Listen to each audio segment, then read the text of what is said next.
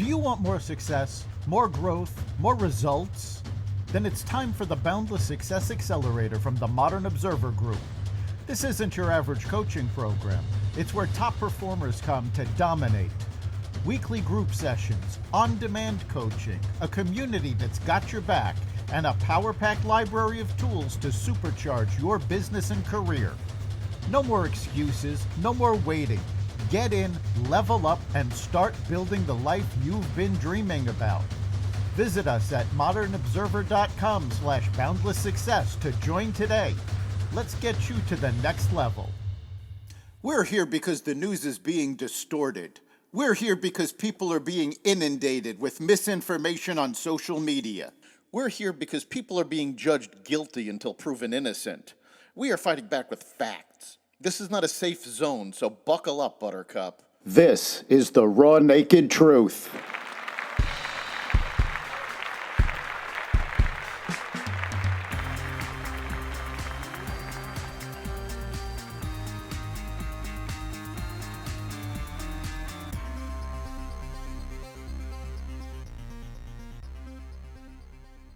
The Iran-Israel conflict escalates. Democratic politicians murdered by left-wing activists. Consumer sentiment rises, and more. Welcome to the Raw Naked Truth. I'm your host, Eric Lopkin, and here's the news you need to know. Israel's war against Iran's nuclear program began Friday morning. Since then, Israel has managed to take out almost the entire leadership of the Iranian Revolutionary Guard Corps and at least 14 nuclear scientists, and targeted top Houthi commanders in Yemen. It has damaged Natanz, the country's largest uranium enrichment site, and hit a uranium conversion facility at Isfahan. Israeli officials say that they have achieved freedom of action in the skies above Tehran. The assault has not, however, eliminated Iran's nuclear enrichment facilities. To do that requires destroying the uranium enrichment site at Fordow, buried half a kilometer below the Iranian mountains. The initiative actually began well over a year ago when Mossad agents proceeded to infiltrate Iran, which allowed them to place drones within Iran. Israeli Prime Minister Benjamin Netanyahu delivered a speech aimed directly at the Iranian people on Friday evening, urging them to rise up against their oppressive government and to demand their freedom. Iran launched a new wave of missile attacks against Israel on Monday morning, killing at least 8 people and wounding dozens of others, according to Israeli emergency services. 4 people in their 70s, 2 men and 2 women, were among the people killed in the wave of missile attacks that struck 4 sites in central Israel, the Israeli Magen David Adom Emergency Service reported. In addition to those killed, the MDA said more than 100 others had been evacuated and transported to hospitals, including a 30-year-old woman in serious condition, while rescuers continued to search for people trapped beneath the rubble of destroyed homes. A 6-day-old baby was among those pulled from the rubble. The Israeli Defense Forces announced that 1/3 of Iran's missile launchers have now been destroyed since the beginning of Operation Rising Lion. Since the beginning of the operation, more than 120 missile launchers, constituting 1/3 of the Iranian regime's total launchers, have been destroyed, the IDF released in a statement.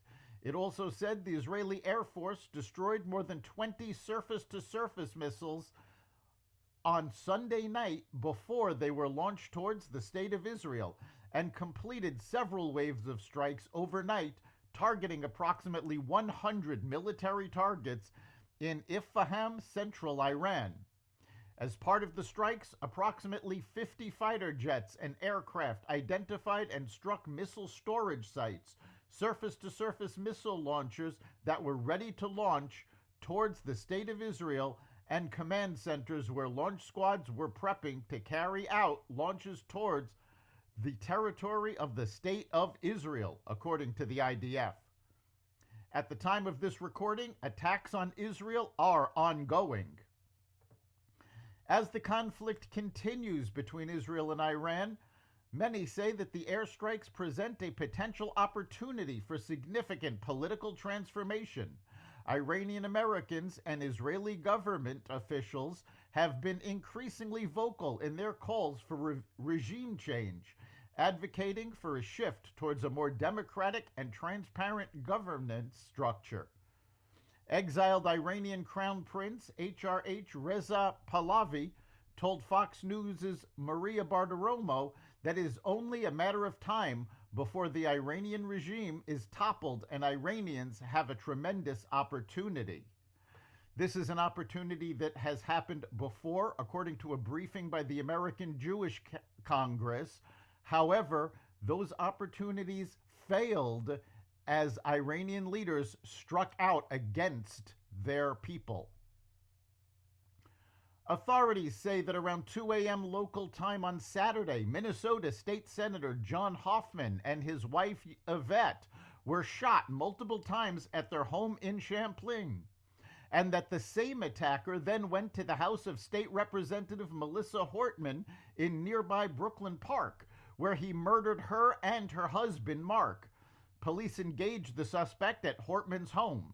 He fled but left a vehicle flashing lights that contained a manifesto listing 50 to 70 names of potential targets, many of whom were abortion rights supporters. Police caught the alleged shooter, identified as Vance Luthor Bolter, a left-wing political appointee of Minnesota Governor Tim Walz, on Sunday evening, after a manhunt that lasted more than 24 hours. The Hoffmans survived and underwent surgery to treat their wounds. John was shot 9 times, Yvette 8. The U.S. Army celebrated its 250th anniversary with a military parade through Washington, D.C. on Saturday. Hundreds of thousands of spectators turned out for the parade, which included close to 6,600 soldiers and hundreds of vehicles and aircraft, Army officials said. Planning for the celebration has been underway for the better part of 2 years, starting during the Biden administration, but the parade of military vehicles was added to the festivities this year, according to Army officials. Organizers of the No Kings protest claim more than 5 million people joined No Kings protests across the United States on Saturday in opposition to the Trump administration.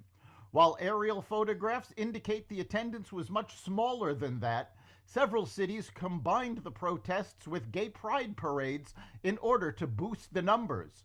Most demonstrations remained peaceful. However, a rally in Portland, Oregon exploded into a full-blown riot at a local ICE facility, where 3 were arrested as demonstrators reportedly tried to force entry into the building. The Ninth U.S. Circuit Court of Appeals on Thursday temporarily blocked a federal judge's order that directed President Donald Trump to return control of National Guard troops to California after he deployed them there following protests in Los Angeles over immigration raids.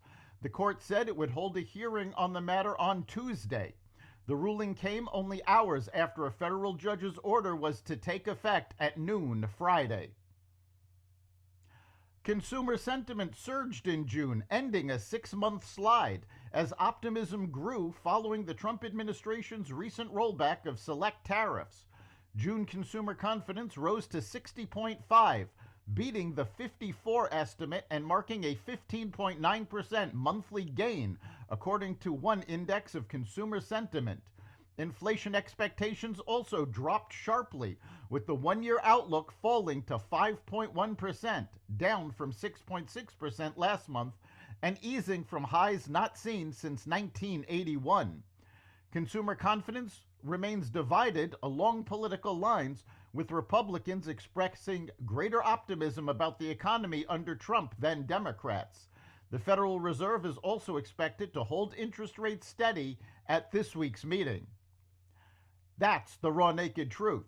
You can catch every episode of the Raw Naked Truth Daily News Brief, as well as our sister podcast, Carnivore Radio, with news analysis and commentary, and the rest of the Xvadio Podcast Network at xvadio.com, the Apple Podcast app, YouTube, Rumble, Spotify, iHeartRadio, Audible, Amazon Music, and other platforms that respect freedom of speech. We'll see you next time.